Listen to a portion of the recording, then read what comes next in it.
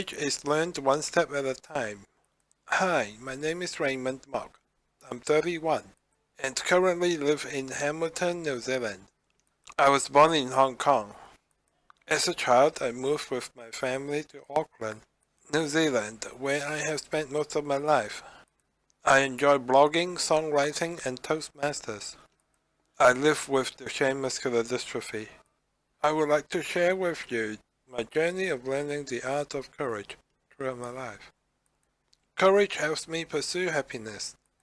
I'm not a courageous person to begin with, but I'm slowly getting better. Support from family and friends and people who inspire me, and my daunting endeavors and leaps of faith all play a role in developing my courage. I will start with talking about my lack of courage, being encouraged, changing my attitude, and following my dreams. And I will conclude with a summary of what I've learned. When I was at university, I didn't have the courage to accept the possibility of living with my disability any longer, so I imagined and convinced myself that my condition was going to be cured in a few years. With this assumption, I pushed myself very hard studying full-time, thinking that would get me everything I wanted.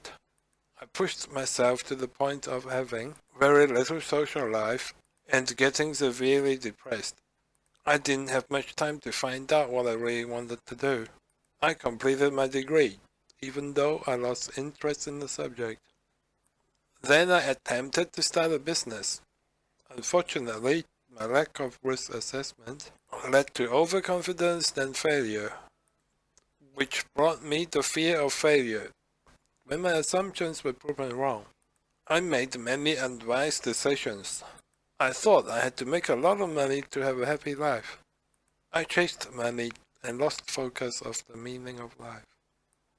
4 years ago, I was inspired and encouraged by the Australian-born international motivational speaker Nick Vujicic when I watched his YouTube video and read his book called Life Without Limits. Then I embarked on an adventure, moving out, going to Toastmasters, moving to another city, expressing love to a girl, and more. Moving out of my parents' place was a great leap for me, since I started seeking support to pursue my dream of independence. I was introduced to new friends who inspire me and demonstrate that disability does not stop anyone living their life to the fullest. The experience has built up my confidence by proving that there are many things I can do, like living independently, baking, and going on trips without my parents. I wouldn't know if I didn't try.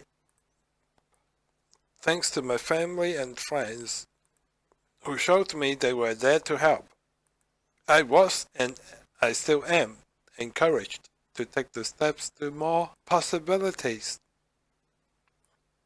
The boost in my confidence has encouraged me to be myself, to be less hesitant to show my vulnerabilities, and I took on even more opportunities to be happy. Courage has enabled me to be honest to myself, open up to friends, and share personal experience on my blog, called Memoirs of an Experimenter. Courage has also empowered me to speak publicly.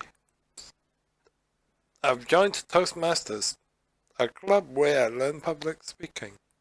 Thanks to their encouragement and support, I became more confident. I find that the more I speak from my heart, the better connection I have with my fellow Toastmasters. I have spoken about having a positive attitude and coping with challenges. I find it very rewarding when my fellow club members feel encouraged by my speeches and my personal stories. I've also talked openly about my disability. I still feel nervous doing speeches, but I've been practicing courage to the point where I've managed to speak about living with my condition. My fellow club members learned many new things from that speech. They were inspired when I shared about how I changed From being depressed, angry, and suicidal, to being happy, content, and motivated. I even shared about my experience of unreciprocated love. If you don't tell, they won't know. I gained enough courage to even move to another city. When I had trouble finding another wheelchair-accessible place to rent, I searched frantically for months, but couldn't find a suitable and affordable one. Then I accidentally found one in Hamilton. I didn't know it was possible for me, and my parents thought I was crazy. But I took the opportunity. I felt the fear, and did it anyway. My move to Hamilton led me to a friend who gave me the encouragement I needed before I conquered the fear of rejection and awkwardness and expressed my feelings to a girl. Although she didn't feel the same, I have no regrets. I was prepared to accept any outcome. She appreciated my courage and effort, and we are still friends. Living in another city away from my parents has helped me gain enough courage to take on another mission. I've decided to study counseling next year.